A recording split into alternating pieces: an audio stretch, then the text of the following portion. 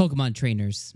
Not everybody is going to agree with me. Not everybody is going to feel the same way.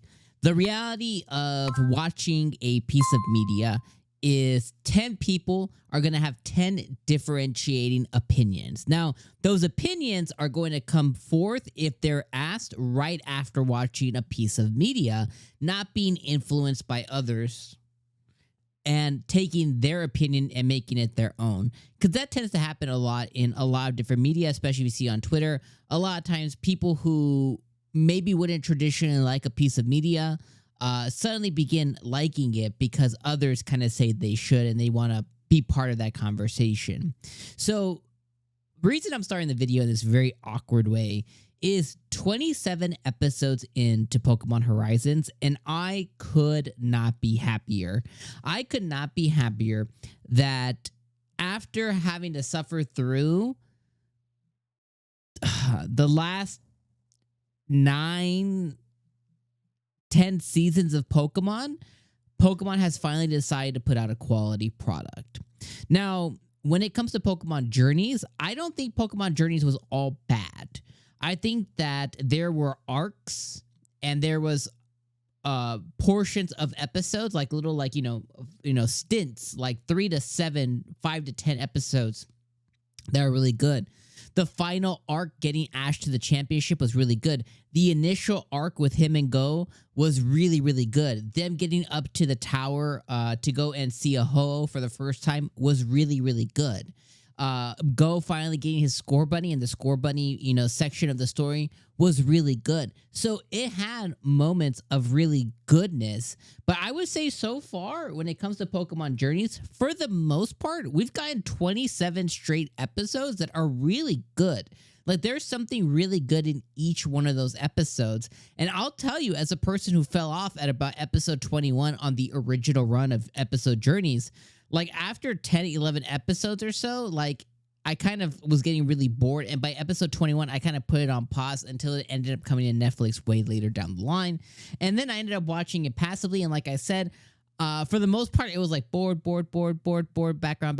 Oh, this is good, background, this is good, and it kind of went like that, And if I think about the Alola series, the only episodes that I really loved during the Alola series was the episodes where he got the gang back together, when he went to go visit Kanto or when Misty and Brock came. Like, those are the episodes that I enjoyed. But when it comes to the Alola series, I hated the animation. I hated the let's go to school and let's learn. And just the whole series just really, really sucked for me. Wasn't a big fan of all the Pokemons, although Rowlet's one of my favorite Pokemon ever. But for the most part, the series just really didn't do much for me. And if I think prior to the Alola series, I think right before that was, I think, X and Y. Maybe X and Y was pretty good. But again, it's hot and cold. So my whole story behind it is, so far, Pokemon's putting out a really quality product, and they're putting out a really quality product, and they're putting out a quality product with a brand new, amazing character in 𝐒𝐻𝐻𝐿. Like, I will not hold back in saying my admiration for 𝐒𝐻𝐻𝐿 is all-time high. I think my kids are going to love it. I think they're going to love her. I love that this episode, in episode number 27, was all about how 𝐒𝐻𝐻𝐿 could, as a 10, 11-year-old, express her emotions in saying that she misses her newly formed friendship in Dot. And she doesn't quite have it in her to be very direct of like, hey, I just want to spend time with you. So she had to find her own 𝐒𝐻𝐻𝐿 way, as I think many of us did, especially when we were younger. We couldn't just be so forward. You kind of had to dance around what you wanted. You had to kind of, like, you wanted a piece of candy, but you had to kind of, like, figure out how to say that. You wanted a game or a video game, or you wanted to go somewhere, so you had to be like, you had to hint and kind of like play a game of it.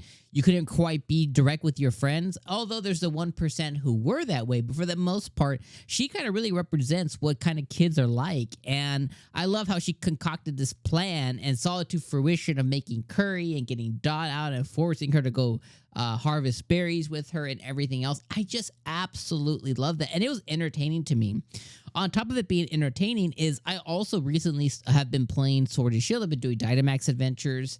And this episode brought me back to, a few years ago in 2019, when I was really, really playing Sword and Shield a lot. I was making content a lot. Like I have a video on my gaming channel all about curry, like how to make the perfect curry. And I really love the curry mechanic. So I like how they brought that in. We saw the wild area. So if you're familiar with Sword and Shield, then, you know, you have the wild area here as well, too. There's a nice little call out there. They got to see a Galarian Pokemon here that's exclusive. Well, not exclusive, but, you know, like it's a Galarian Pokemon. We got to see that. We got to see him hang out in the wild area. We got to see one of the guys that are always hanging out trying to sell you stuff in the wild area there too. Like it was just all really nostalgic, especially because I've been recently playing Sword and Shield a little bit in the Dynamax Adventures doing that. And then on top of everything else, I've also still been playing Scarlet and Violet as well too. So it's like, okay, I have these 2 points of things that I do daily, or, you know, every other day, things that I do a lot in playing these games, and it's kind of seeing it come to reality here. It's like, it hits different. And then again, like I really love, you know, 𝐒𝐿𝐻𝐴's lessons and the way that she's learning to be a trainer. And then all, like everything that just this episode was just so cute and so good and well constructed and really well done. You know, Roy versus 𝐒𝐿𝐻𝐴's curry, I thought was really well done. The Dotch storyline, getting her kind of out of her dark abyss gutter of emotions, I thought that was really, really well done. And then on the opposite side, getting to see our villains and 𝐒𝐴mateo and stuff like that kind of concoct their plan, getting to see on, hey, what are our villains going to do next, right? So we got to see that. And then ultimately the episode ended with us learning that, okay, the next thing is going to investigate these old Pokeballs. And who can tell us more about these old Pokeballs and stuff. So we also had that as well, too. So again, we're just hit over and over again with these little lessons and things. And I think that's really what kind of really makes the show really stand out quite a bit. So let me know what you guys thought about episode 27. I loved it. I would love to hear you guys' thoughts on the series as a whole, as well as this episode. And of course, I'll see you guys next week, my friends. So till then, trainers, peace out.